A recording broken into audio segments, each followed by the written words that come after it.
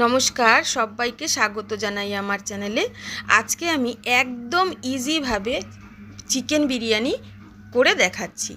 তাই প্রথমেই কড়াতে সরষের তেল দিয়ে নিলাম। সরষের তেলটা একটু বেশি মনে হতে পারে, কিন্তু আমি যেহেতু একটু বেশি পরিমাণে করছি সেটা পরে ঠিক হয়ে যাবে। এবার দুভাগ করে আলুগুলো রেখে দিয়েছিলাম কেটে, সেটাকেই একদম নুন হলুদ ছাড়া ভেজে নিলাম। খুব সামান্য, লাল লাল করে ভাজিনি, একটু হালকা ভেজে তুলে নিলাম। এবার ওই তেলের মধ্যেই দিয়ে দেবো আমি বেশ খানিকটা পেঁয়াজ কুচি। আমি বেরেস্তা করে করব না, এটাকে শুধু পেঁয়াজটাকে একটু ব্রাউন কালার হয়ে যাবে ততক্ষণ পর্যন্ত ভেজে নেব। দিয়ে দিলাম একটুখানি চিনি। এবার একটা পেস্ট করে রেখেছিলাম আদা রসুন আর পাকা লঙ্কা, এই পেস্টটা করে রেখেছিলাম সেটাই এবার দিয়ে দিলাম। দিয়ে ভালো করে এবার মশলাটাকে কষিয়ে নিচ্ছি।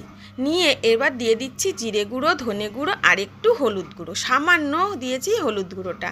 দিয়ে আবারও ভালো মতন কষিয়ে নেব। এবার 1.5 কেজি মতন আমার চিকেন শুধু দই দিয়ে আমি ম্যারিনেট করে রেখে দিয়েছিলাম আধ ঘন্টা মতন, সেটাকেই এবার দিয়ে দিলাম। এবার মশলার সাথে খুব ভালো করে আমি কষিয়ে নেব।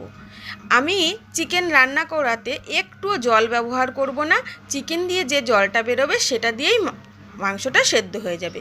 দিয়ে দিলাম পরিমাণ মতন নুন। আমি এবার ঢাকা দিয়ে চিকেনটাকে কষিয়ে নিচ্ছি।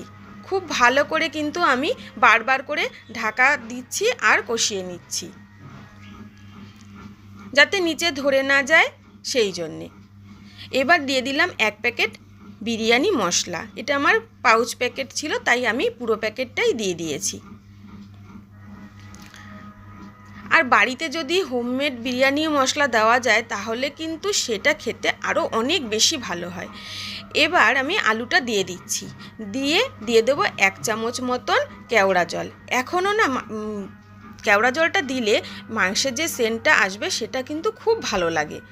আবার আমি একদম আঁচ সিম করে এবার আমি যতক্ষণ না সেদ্ধ হবে ততক্ষণ পর্যন্ত ঢাকা দিয়ে রেখেছিলাম। নামানোর আগে দিয়ে দিলাম একটুখানি গরম মশলা। ব্যাস রেডি হয়ে গেল আমার মাংসটা। এবার একটা হাঁড়ির মধ্যে প্রথমে আমি মাংসটা দিয়ে দেব, আর আগে থেকে আমি ভাতটা 70% মতন করে রেখে দিয়েছিলাম একটু নুন আর লেবুর রস দিয়ে, সেটাকেই দিয়ে দিলাম। দিয়ে এবার আমি একটা কাপের মধ্যে 1 চামচ মতন কেওড়া জল, গোলাপ জল আর অল্প একটু ফুড কালার দিয়ে এটাকে দিয়ে দেব। বেশি কালার দিলে না ভালো লাগে না আমার, সেই জন্য একদম কম দিয়েছি।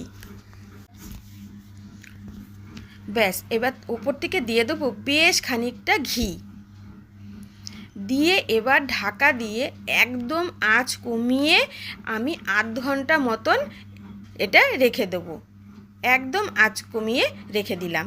দিয়ে তারপরে 15 মিনিট মতন স্ট্যান্ডিং টাইম দিয়ে এবার আমি বিরিয়ানিটা সার্ভ করব। একদম ঝরঝরে হয়েছে রাইসটা, তেমনি সুন্দর হয়েছে, খুব ভালো হয়েছিল টেস্টটা।